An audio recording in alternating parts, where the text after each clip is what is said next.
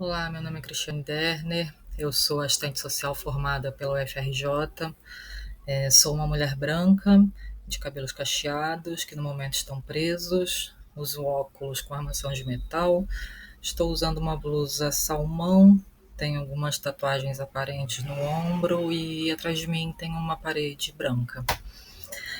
Trazendo um pouco do trabalho que eu elaborei sobre a penalidade materna na universidade, eu fiz uma análise a partir de uma pesquisa com o coletivo de mães da UFRJ.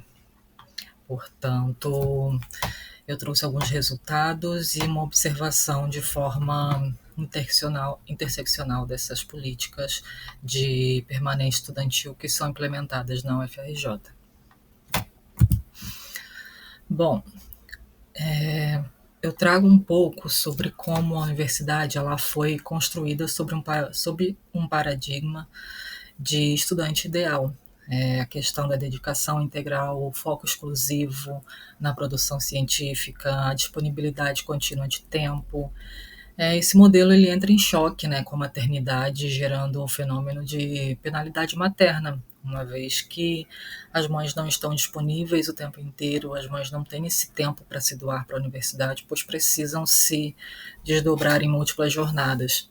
Então, esse fenômeno ele acaba implicando em desvantagens acadêmicas e profissionais para essas mulheres mães.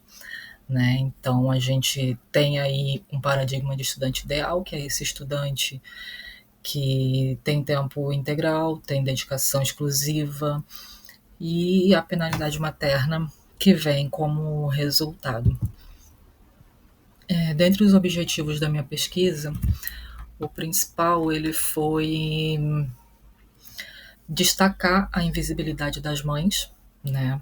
Uma vez que a gente não possui dados na UFRJ sobre quantas somos, sobre quem somos, e lutar mesmo por políticas estudantis que vão promover a equidade no acesso, na permanência, na progressão dessas mães dentro da UFRJ. E também, além disso, observar e entender como é necessária a coletivização do cuidado para que essas mães consigam estar nesses espaços. Dentro da minha metodologia, eu usei uma abordagem qualitativa, onde foi feita a entrevista, eu analisei as respostas, os dados, e fiz essa coleta entre outubro e dezembro de 2024, e fiz essa análise com as respostas das participantes para poder identificar os principais padrões, os principais números que eu poderia trazer para esse estudo. Aí, como parte dos resultados, o perfil das participantes, ele é um perfil bem exemplificado com a nossa realidade mesmo, da sociedade no dia a dia, onde 66,7% das mulheres do coletivo são pardas e pretas, né? A maioria delas é mãe solteira, mãe solo, então 60% dessas mulheres são chefes de casa, são chefes de família, têm a responsabilidade toda com as crianças, e a idade média é entre 25 e 44 anos, que é de 86,7%, o que também exemplifica um pouco sobre como as mulheres acabam deixando para entrar na universidade de forma tardia, né? Uma vez que acabam se dedicando primeiramente à maternidade, e isso acaba reforçando também as desigualdades, né? O atraso, entre aspas, no ingresso acadêmico. Os desafios enfrentados por essas mães vêm em cima da sobrecarga das jornadas que às vezes são triplas, que elas trabalham fora, elas cuidam da casa, cuidam dos filhos, às vezes cuidam de outros familiares, e ainda tem que conciliar com a maternidade e com a universidade. Ou seja, muitas acabam perdendo disciplinas por semestre por conta dessas demandas. Algumas não conseguem participar de projetos de pesquisa e extensão que são obrigatórios para a formação acadêmica, o que vai acabar limitando, né, sua progressão científica. Com isso, eu trago um pouco, né, sobre essa hostilidade institucional na qual a gente recebe, uma vez que, dentre as entrevistadas do coletivo, 86,7% delas consideram que o apoio da UFRJ é insuficiente. O apoio, nesse caso, seria o auxílio estudantil, que é o auxílio educação infantil oferecido para mulheres mães ou pais que tenham crianças, são responsáveis por crianças até 6 anos. A partir dessa idade, elas são eliminadas do auxílio. Então, elas consideram que esse apoio não é suficiente, uma vez que é um valor irrisório, que não condiz com a realidade atual. Além do mais, 87% considera que os campos não têm infraestrutura, né? Elas não têm um fraldário para poder trocar a fralda dos bebês, não conseguem levar as crianças para a sala de aula, pois não é um espaço adequado, não tem acesso a bandejão com essas crianças, o que vai é, resultar muitas vezes até na evasão dessas mulheres.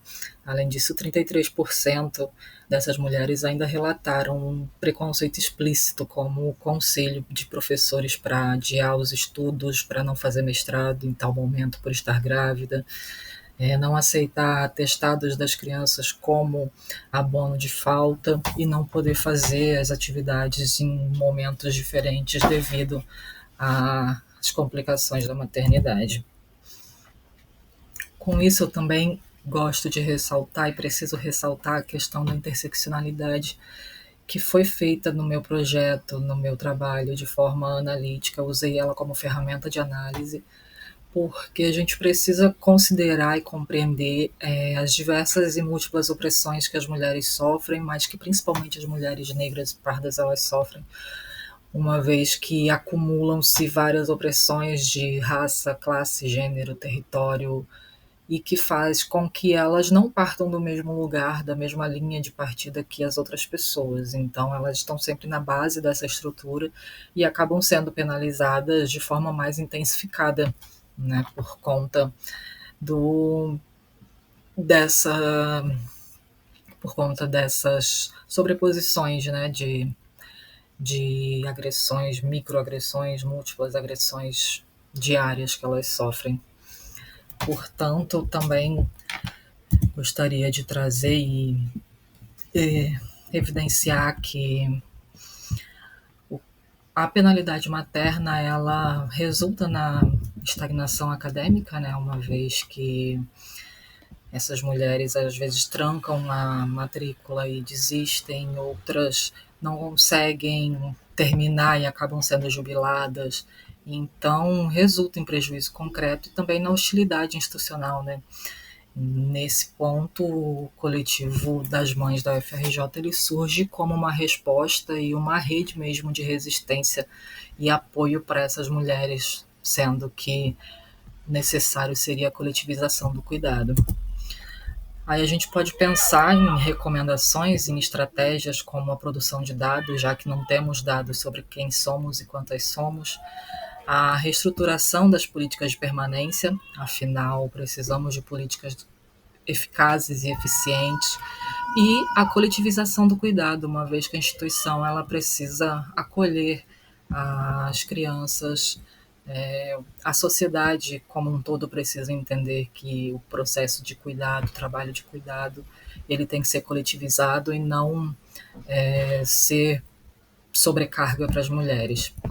Alguns dos resultados são disponíveis no meu Instagram, então eu agradeço a oportunidade de participar e deixo aqui uma fala que essas mulheres trouxeram e relataram na entrevista, né? Porque elas dizem que é como se não existíssemos ou se devêssemos ser penalizadas por ser mães. E esse é o sentimento que a gente tem dentro das universidades. Então, agradeço a oportunidade de participar do seminário. Esses são os meus contatos e obrigada.